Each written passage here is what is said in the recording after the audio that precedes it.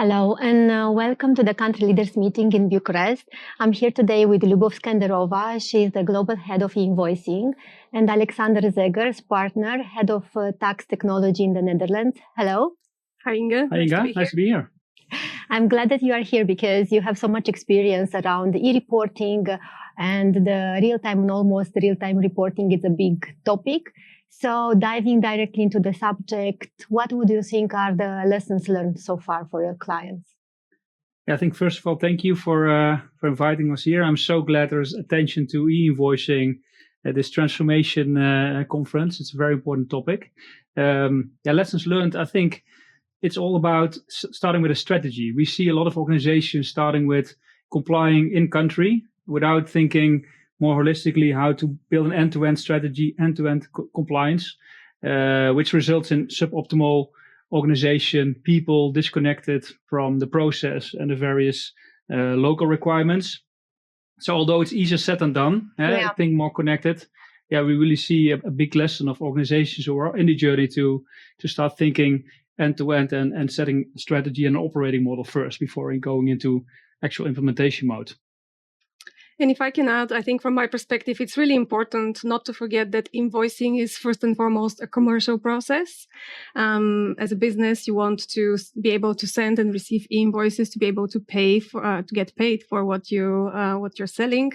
So really, when we see in our businesses when they tackle the invoicing topic and that real-time compliance, to really treat it as a compliance obligation.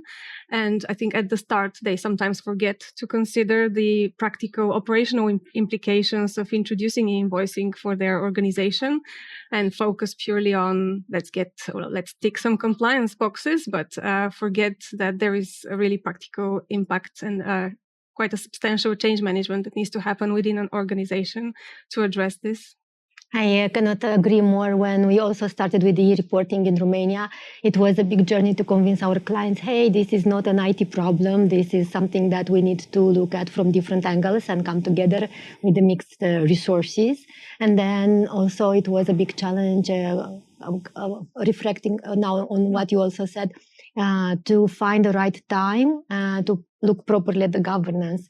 And when you are choosing tax consultants, we always know they talk about trust and how the relationship between client and consultant is built. But when we're talking about e-reporting and the real-time data going out, it's about trusting your data. So how do clients see their data? It's a great question and not so easy to answer, right? So trust and tax and data, it's very important things to consider. And trust is easy gained, but very hard to retain. So if you look at data, I think traditionally tax teams who operate in a multi-country environment trust their spreadsheets. They worked in a process for many years. They trust how that works. But now with real time, data arrives in a different format, in a different way, and they need to consume it very differently. And although the data may be correct, gaining the trust and understanding that it's accurate and fully trustworthy, also to share in real time with authorities is a hard thing. So what we see how to gain that is really it's a change management thing, right? So people need to compare what they worked with in the past, whether that matches what they work with nowadays. So that's, I think, an important starter to gain trust, but also then keeping the trust and ensuring that they feel comfortable to also share it more broadly with stakeholders, but also with external organizations.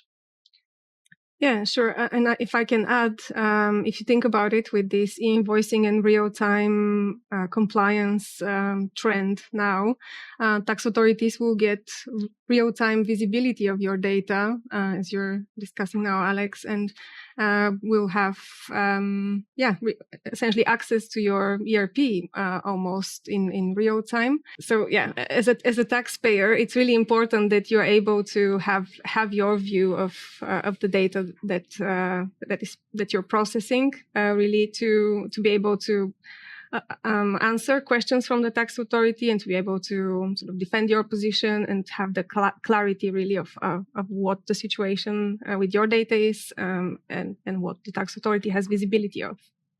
I could not agree more, but now to conclude, we covered the why and what, but let's talk about the how. So now that everybody is convinced they need to act as early as possible into the topic, what technologies are out there and how clients can make the right choice? Yeah, that's a very big challenge, because in the world of tax technology, there are many providers. They all have their different strengths. And stories. And exactly. And for a tax team who doesn't make these decisions every year, which is not a routine process, to pick the right technology for that situation is challenging. In the market, there's a lot of tools available. I just name a few, like Pagero, Sovos, Adicom, Ecosio, Avalara. There's a lot of technology providers, and it's really, you need to find the right business partner, and you should gain the right trust and confidence with that business partner that they are meeting your requirements, but also looking at your existing technology landscape. Most of our clients are already operating in the existing technology architecture to fit in the right solution and pick. It's really an important process, and we see challenges there. But if you start from your requirements, start from and work with expertise, with your IT teams, with finance teams. That will help to navigate through this quite challenging environment and pick the solution that will not be your solution for the next year, but for the upcoming years, where there's lots of changes and new requirements in force. Yeah, and Lyubov, you've been through so many implementations. How do you pick the right technologies for your clients? I think Alexander mentioned some the really global players in this space, but I think now with more and more tax authorities making these measures mandatory, we see suddenly hundreds and even thousands of providers there on the market, and I think everyone tend to say yes, we can do everything. So choosing the right one is becoming quite tricky. But also, I would recommend looking internally as well at, again, back to the more practical point, not to disrupt really your business processes and any automation you already have in place, thinking about your industry and business specifics, also the requirements of your customers, of specific sort of content that needs to be on invoices. So as Alexander was saying, really think carefully when you're choosing your provider, make sure they fit your business and compliance needs, and look to future-proof really with what are the next countries that you need to implement this technology in, and is this partner that you're choosing able to support you in the future as well. And if I can add one point to what you just mentioned, Lyubov, so picking a solution is challenging. There are many providers, but we also know that there's a lot of changes happening now, and we think it's more important to set the right foundations first, to set the data strategy, to make sure the processes are appropriately configured, so that you're flexible also to bring in point solutions for situations where your go-to solution is not sufficient. And setting that agile and flexible foundation is really key to make sure you're complying rather quickly once new mandates are being introduced. So the technology is just the last mile in the end, the last part of the journey, and not so much the end-to-end game where solutions need to fit in.